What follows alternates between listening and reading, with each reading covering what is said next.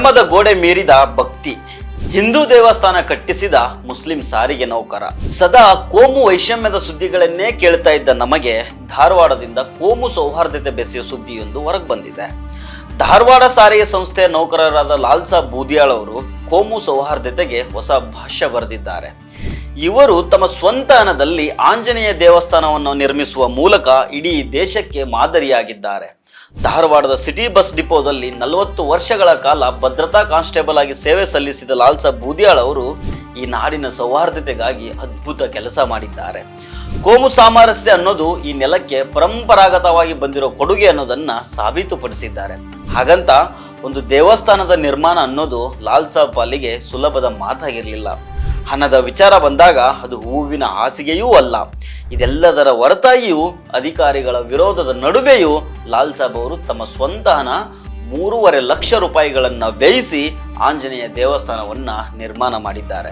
ಲಾಲ್ ಸಾಬ್ ಅವರು ಜನ್ಮತಃ ಮುಸ್ಲಿಂ ಆಗಿದ್ರೂ ಹಿಂದೂಗಳ ಆರಾಧ್ಯ ದೈವವಾದ ಆಂಜನೇಯನ ಮೇಲೆ ಅಪಾರ ಭಕ್ತಿ ಇಟ್ಕೊಂಡಿದ್ದಾರೆ. ಅಂದ ಹಾಗೆ ಇವರಿಗೆ ದೇವಸ್ಥಾನ ನಿರ್ಮಾಣದ ಹಿಂದೆ ಯಾವುದೇ ರೀತಿಯ ರಾಜಕೀಯ ಆಕಾಂಕ್ಷೆಯಾಗಲಿ ಅಥವಾ ಪ್ರಚಾರದ ಹಪಾಪಿಯಾಗಲಿ ಏನಂದ್ರೆ ಏನೂ ಇಲ್ಲ. ಇಲ್ಲಿರೋದು ಕೇವಲ ಮತ್ತು ಕೇವಲ ಭಕ್ತಿ ಮಾತ್ರ. ಅದು ಧರ್ಮದ ಗೋಡೆ ಮೀರಿದ ಭಕ್ತಿ. ಅವರ ಈ ಕಾರ್ಯವನ್ನು ಕಂಡು ಆಶ್ಚರ್ಯಚಕಿತರಾದ ಹಿಂದೂ ಮುಸ್ಲಿಂ ಸಹೋದ್ಯೋಗಿಗಳು ದೇವಸ್ಥಾನ ಕಟ್ಟಿದ ನಂತರ ಲಾಲ್ ಸಾಬ್ ಅವರಿಗೆ 2 ಲಕ್ಷ ರೂಪಾಯಿಗಳನ್ನು ನೀಡಿ ಗೌರವಿಸಿದ್ದಾರೆ. ಇಲ್ಲೂ ಕೂಡ ಕೋಮು ಸೌಹಾರ್ದತೆಯ ಸಂದೇಶವನ್ನ ಸಾರಲಾಗಿದೆ. ದೇವನೊಬ್ಬ ನಾಮ ಹಲವು ಎಂದು ನಂಬಿರುವ ಲಾಲ್ ಸಾಬ್ ಮನುಷ್ಯತ್ವವೇ ಮಹಾಧರ್ಮ ಅನ್ನೋ ಸಂದೇಶವನ್ನ ಇಂದಿನ ಸಮಾಜಕ್ಕೆ ಸಾರಿದ್ದಾರೆ. ಅದೇನೇ ಇರಲಿ, ಕೋಮು ರೋಗಿಗಳೇ ಎಲ್ಲ ಕಡೆ ಕಾಣುತ್ತಿರುವ ಹೊತ್ತಿನಲ್ಲಿ ಧಾರವಾಡದಿಂದ ಒಂದು ಅದ್ಭುತ ಸೌಹಾರ್ದತೆಯ ಕಥೆ ಬಂದಿದೆ.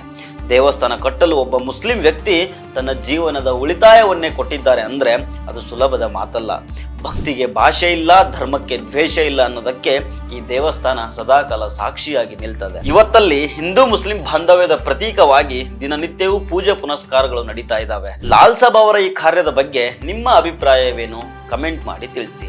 ಇಂತಹ ಸ್ಟೋರಿಗಳಿಗಾಗಿ ನಮ್ಮ ಚಾನಲ್ ಅನ್ನು ಸಬ್ಸ್ಕ್ರೈಬ್ ಮಾಡಿ ನಮ್ಮನ್ನು ಬೆಂಬಲಿಸಿ.